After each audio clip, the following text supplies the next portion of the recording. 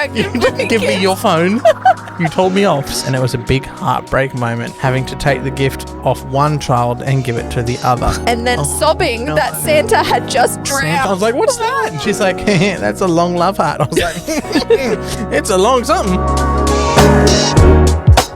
Hello, everybody. It's Christmas time. Well, it's not yet. It is Christmas. It is Christmas time of year, and that is why we are doing this episode now instead of leaving it till it's actually we don't. Well, Christmas Day is a release day for us this year. We're going to have to navigate that somehow. The 11th of December.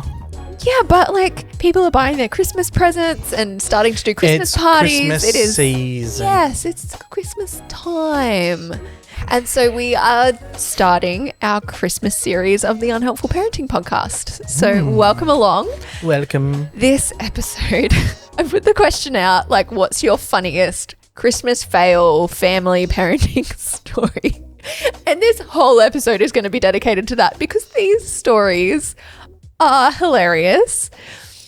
Fair warning though, if you are a parent who listens to this in the car or with your kids in earshot, and your kids are expecting the big red man in the big suit. He's not a big red man. It's not like bloody Red Hulk.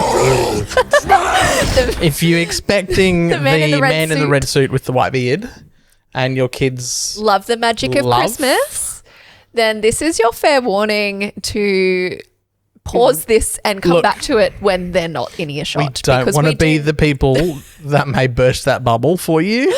I think in previous episodes where we've had a Christmas story, because we have read Christmas stories come throughout the year, I think we did drop one once. We've warned afterwards and then realised that was a bit of a whoopsies. So this is we're not doing that again. You've got the pre-warning this time. We are up to yays and... Yes. Nice. The things we're yaying, the things we're not yaying. My yay this week is I totally underestimated as a parent how good daytime sleep would be. Pre-kids, I was like, I'd rather just sleep in the morning, daytime naps. Could never understand as a kid my parents would go have a nap. I love a good bloody nap during the day. Daytime sleep, it's almost like it's compounded, because it's daytime, it's worth double points. If you were in a video game or something. You've got to sleep less though. If it's the afternoon, you can't do a long sleep. Otherwise you're like... No, I have so much sleep debt accrued as a mum that I was able to sleep for 2 hours the other afternoon. And oh my gosh. I was away? Yes. Working hard, I see. No, don't even give me that. And I get crap for going away and being kid-free. I had almost had zero sleep during the night. And so your mum kindly took the older two while the baby napped so I could sleep while the baby napped. And we had a good 2 hour power sleep together and it was amazing. And yeah, I remember being a kid just seeing older people sleep during the day thinking that was such a waste. Now I'm like, give me all the daytime naps. I love it. So that's my yay. My nay is it's a difficult time when you start to see your child grow up and take on traits of your own and seeing yourself develop in your child when it's not a good thing. So one of our children has my stubborn streak and really tested me on the weekend. And I got a very long message about it. It was quite funny. And I was like, I am no secret switch child because it's a her. I am so glad that she has strength and will not be pushed around and her stubbornness is going to be a great thing. But not when it's over whether or not to eat her sandwiches for lunch. And I told her, I said, we did lunch at about 11:30 because they woke up early. So I was like, this is midday for you. They were hungry. I was like, we'll do early lunch. Made the sandwiches they requested. Made her two as she requested. And then she turned around and said, I don't want to eat those. And I said, look, you've requested these. Wasn't my idea. You have to eat them. There's no other food until you eat them. We got to 6 p.m. and she still had not eaten another thing and was talking to me about how much her tummy hurt. And I said, yeah, your tummy's going to hurt till you eat those sandwiches. And she's like, I'm not going to eat those sandwiches. And I'm like, well, I'm not giving you anything else to eat. And we got to, was trying to encourage her to cave all through the afternoon. I baked cookies with the 3-year-old, her favorite cookies. Still didn't cave. I made chicken nuggets and chips for dinner, and that is when she started to cave and get a bit miserable. And in the end, I half caved too, and I said, look, just eat one of the 2 sandwiches, because they were crusty too. I was they would have been stale. I warned her after the first hour. I was like, they're going to start going stale. Like, the sooner you eat them, the better they are. You are going to eat them. And then when I did the phone call, she was like, guess what I ate before dinner? My sandwich. I was like, I messaged a friend. I was like, what do I do?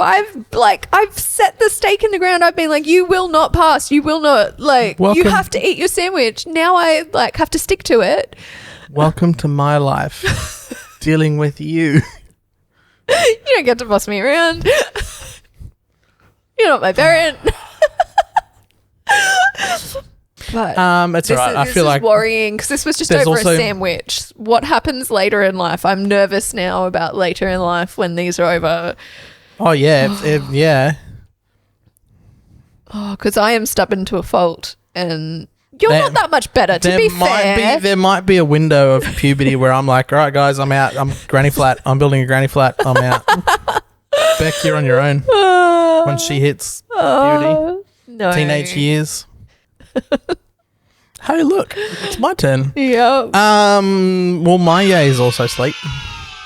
Oh, because you got heaps of it. Don't even. I didn't get heaps of it. I don't want to hear about it. I got normal.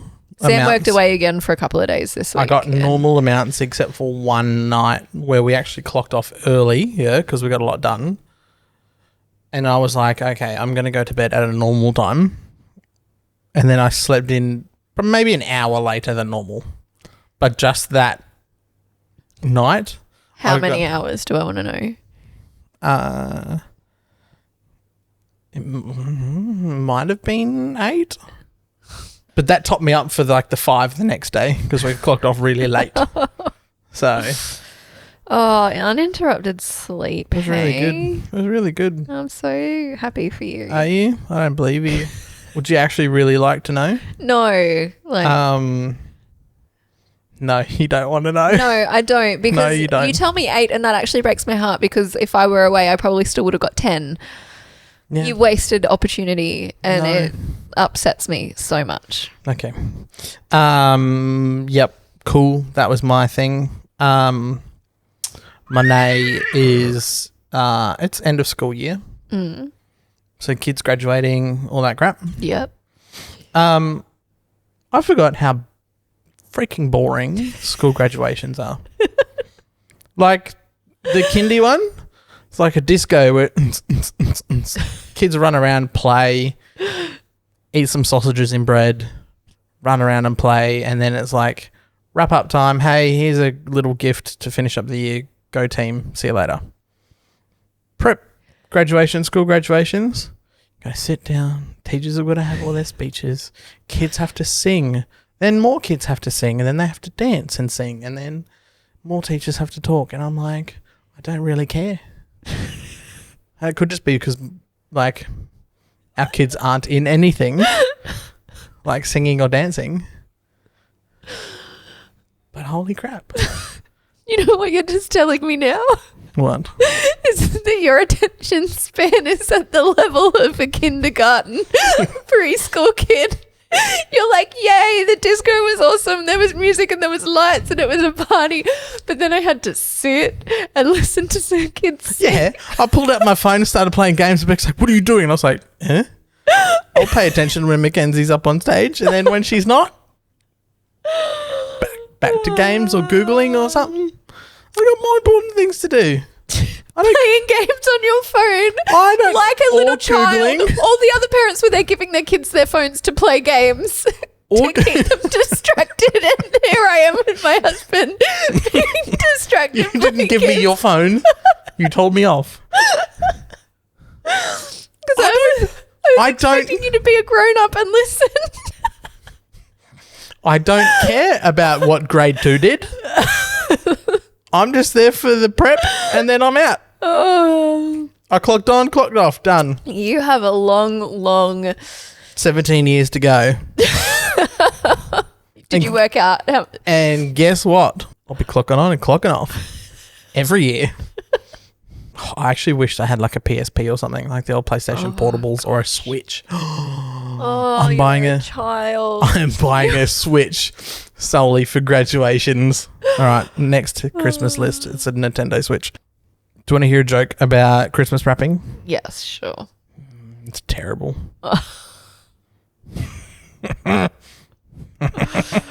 I almost didn't get that. And then I was like, it's funny. I saw this and it just made me think of your video this week. Wow, my kids are decorating the heck out of this smaller, lower left section of our Christmas tree. yeah, ours did too until the baby pulled them all off. Yep. All right, so this is the actual dad joke of the week. This one actually had me laughing out loud. Mm-hmm. This year went by so fast. I didn't even have time to lose weight. I don't get it. I'm still fat at the end of the year. And I was just checking that there was no other like punchline or anything I missed. And I'm blaming it on the year going too fast that I didn't have time. Okay. I was just checking. I didn't want to just laugh. Anyway, we better move on. If you give me lots of crap before today. I hurt your feelings anymore. Again. Oh, She emotionally beats me. So we got the stories. We've got 12. Oh. 12 hilarious parent stories. Hilarious? No, none of them are on hills. Okay. They're just extra funny. Okay. There is a dad injury in there. Oh, yeah. Actually, it's the first one. You can read it. Off you go. You can do the honors. The story we remember every Christmas. It was 1991. I wasn't born yet. It was 1991, and my 40-year-old dad had had bit too much Christmas cheer. He tried rollerblading with me and fell. We had no idea how bad it was, but it turned out he broke his pelvis. Christmas must have been agony for him. Merry Christmas, Dad. PSA, if you're buying your kids rollerblades and you want to rollerblade with them, If you haven't... just don't have a few before.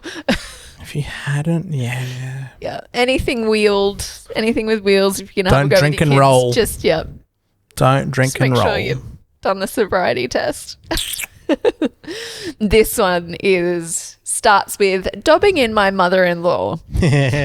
Dobbing in any story that's dobbing in straight away has our attention because we love those. Like, I'm dobbing in my husband or my wife or my own parents. Mother-in-law is just that little bit funnier.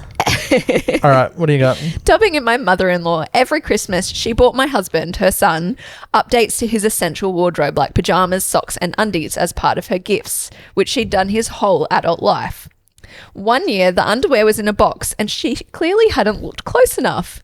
She bought him a fluoro male G-string. She was mortified when he pulled it out and she's never bought him underwear since. Merry Christmas, darling. That just would be gold though to see you like pull them out of the box. She hasn't read the box properly, or the box is maybe on the wrong shelf. G-string. Fluoro. Merry Christmas. You would not be I just forgetting want to that. know if the wife liked them. I don't know if I could get around that. When I was about 4, my parents forgot to label any presents from them. I was really upset and it really hurt my feelings because I thought they forgot me. At least Santa remembered to send me presents. Oh, oops. No from mum and dad. No, oopsies. We're actually pretty good with that. Like, we make sure the kids get a stocking from Santa, but all of their big presents are from us because I am not giving Santa any credit for anything. Like, F you, Santa. we're not big on the Santa magic either. Like, we're pretty open with the kids that we treat him like Bluey, like he's a character in a story, and if you feel like he's real for a little while of your life, that's okay. The But 3-year-old's pretty into it at the moment. yeah, But whatever. yeah. Fun. I think I would be annoyed as a parent if I was like, actually, no, I bought you that. No, that was from Santa. Like, No, that was Daddy's blood, sweat and tears. Here's one. My son was 2 and we put the milk and cookies out for Santa. I waited and waited and waited for him to fall asleep, and I was so tired and still had to wrap the presents. He finally looked asleep and I got up and went out, and I started pouring the milk down the sink when I hear him gasp behind me and say, "Mum, what are you doing?" I had to think quick and I said, "Oh, Santa rang me and he said he was over milk. He feels like a beer instead." Busted. Damn straight. Santa wants a beer. Yeah. While he's wrapping presents. Busted. My dad dressed up as Santa and tried climbing in the window to surprise us. The dog didn't recognize him at first and ripped the back end of the Santa suit off before realizing. Does that mean like to bite his ass? Pretty sure. At least you know Good that dog. your dog's going to keep you safe. Yeah, good dog. That's hilarious. Probably. Good thing he was a smart dog too and didn't just keep attacking. Like, probably recognized pretty quick by the smell and the sound that, actually, I know this person. Oh, actually. What the hell are you doing looking like an idiot? Why are you climbing in the window dressed in red with a beard? My Santa smart 9-year-old son wanted to help make Christmas magic for his 6-year-old sister. Sweet. Once she went to bed, he bit the carrot in 2 and put it out on the balcony, surrounded by talcum powder in the shape of reindeer hooves to resemble snow residue.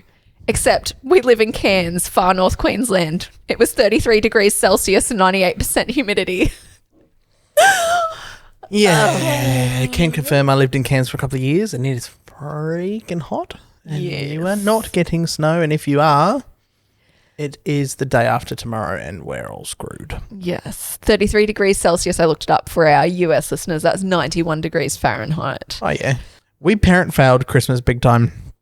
One year we thought it would be a fun idea to do a scavenger hunt for their gifts with notes and clues all over the house to find their big gifts. Except we got the notes mixed up and the wrong child got the Xbox. We hadn't even considered that might happen, so we hadn't labelled the gifts, and it was a big heartbreak moment having to take the gift off one child and give it to the other. That child still obviously had a nice present that we'd picked specifically for him, but it didn't seem to be as exciting to him as the Xbox he thought he got that we didn't even know he'd want. Major fail. Oh, I feel like that one's going to come up in therapy later in life. So, tell me about your family. Well, one day I got given an Xbox and then my mum and dad took it off me and gave it to my big brother and gave me a puzzle. You'd really hope. It sounds like they had a nice gift one for him, but so everything would probably feel like a puzzle in comparison to an Xbox. Let's be honest. Oh, that sucks because they've honest. just gone to like so much. Like for me, I'm not making a treasure hunt for my kids, not because it's a bad idea, because it's so much effort. Yeah. All right, a tree decoration one. We got our tree late one afternoon, so we got everything out and ready, but had to stop to do dinner for the 5 and 3.5-year-old and told them that we would decorate it tomorrow. They woke me up super early the next morning telling me they had already decorated the tree. I came out to see the tree, almost ceiling height, decorated from the bottom up to as high as they could reach with every decoration we owned crammed in down the bottom. It was the cutest thing and they were beyond proud. So they just did the bottom. So cute. I've seen a few photos like that circling around. Ours that we put up on socials this last week was the opposite. Well, it started out that way. Like when they were decorating, it was very bottom heavy. But now because the baby keeps taking the decorations off and we keep putting them back up higher and taking them out of reach, there's nothing on the bottom of our tree anymore. Sounds like they had a real tree too, because they said we got our tree late one afternoon. Yeah. And probably live somewhere where they can get real trees. Jealous. I grew up with real trees because we have pine trees on our land, but it's not that season in Australia. We don't have cool pine trees like in America anyway. Like our pine trees have massive gaps in them. It's like not all of them. Ours didn't. Ours were like Christmas trees. They're there.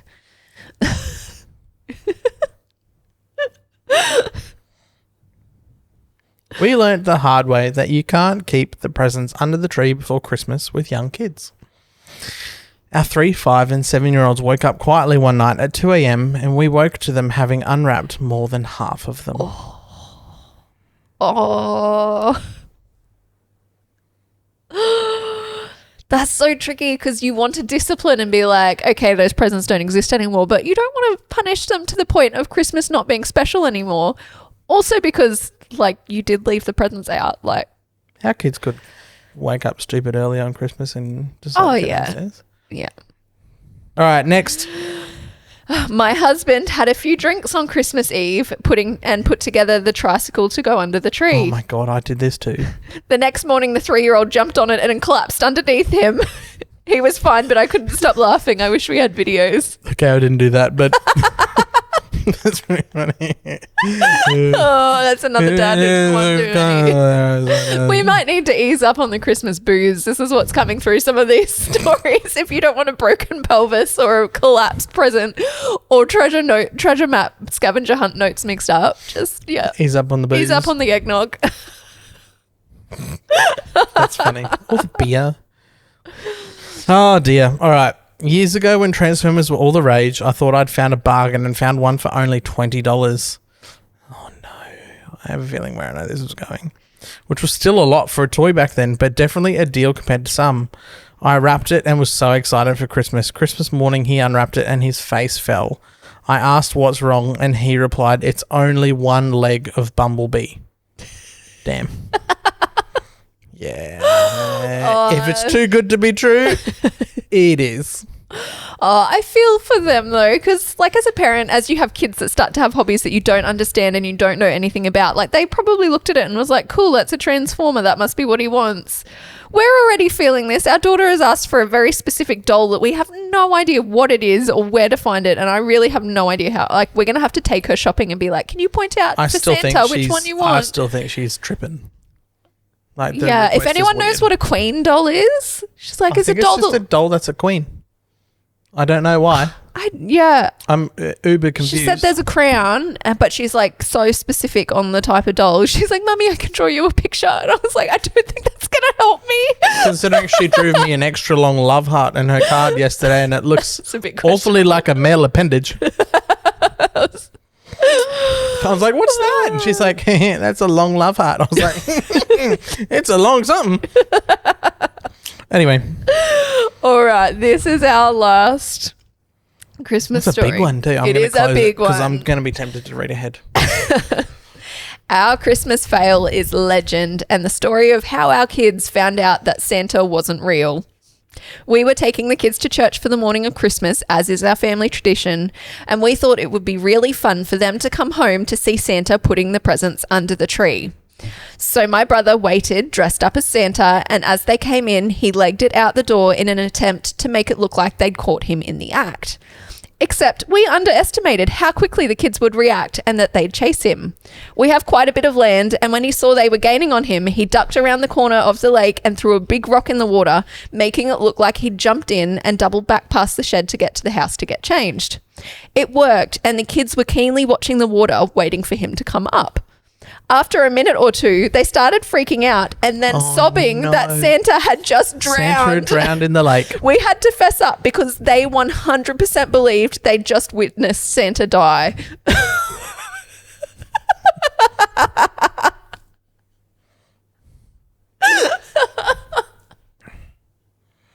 And that is the best Christmas fail I have ever heard. That's pretty good. I mean, smart thinking from was it uncle? It must have been, it was their uncle, her brother, uncle. But a bit too smart. For him, mission accomplished. They didn't see me. Like, I doubled back, got out of there. Guys, it was me. It was no, Santa's just drowned. It was me. I threw a rock. No, Santa has just drowned. Oh, wait, like... Someone going after him, he's drowning. Merry Christmas. And then you just throw a Christmas hat. Oh, throw the Santa hat. That story will live on for years and years. And generally, like, you'll be telling your kids, on the cake. What? Just throw the Santa hat in the water and just let it float. He wasn't trying to convince them that he was dead. He was just trying to get out and like not be seen. And Santa died in our lake. Anyway. That is already what happened. Yeah, but let them run with it. Oh, Anyway. no. Yeah. Oh, wow. And I think the funniest part is a lot of these stories are where parents have gone the extra mile, like to do a treasure hunt. They've gone the extra mile to do the extra special, make the magic happen. And it's just, Lesson. Do you know what the lesson is? what, subpar parenting, don't care, don't do anything special. That is not the lesson we're trying to give people here. Like, love your kids, go the extra mile, but It's not worth it. when you do go the extra mile and it fails, this is the place you come. So we will laugh with you and we will help you feel like the great parents that you are. And I feel like that's all of us. We all sometimes try and do things for our kids and it just does not work sometimes. And sometimes you're watching your kid melt down and it's like, I've tried everything. I tried to put the banana back together, okay? Shut up. Anyway. That's it. Oh, yes, but stick around. Make sure you subscribe to our YouTube channel and follow us on socials because we have some more Christmas specials coming up. We're going to do a special Elf on the Shelf episode with all of the funny Elf on the Shelves that have been sent in, so make sure you send us those. We also have a holiday episode coming up. Just given that people travel around Christmas a lot, we're going to do the holiday fails, your travel fails, your airport road trip. So send us those stories. Horrendous hotel rooms, all of it. All of the parent fails. Come have a laugh with us. Make sure you're following us. Like this video if you're still here listening, like this, and share it with your friends. Help us reach some more parents and do some more fun stuff. And we'll see you in the next one. See you next week.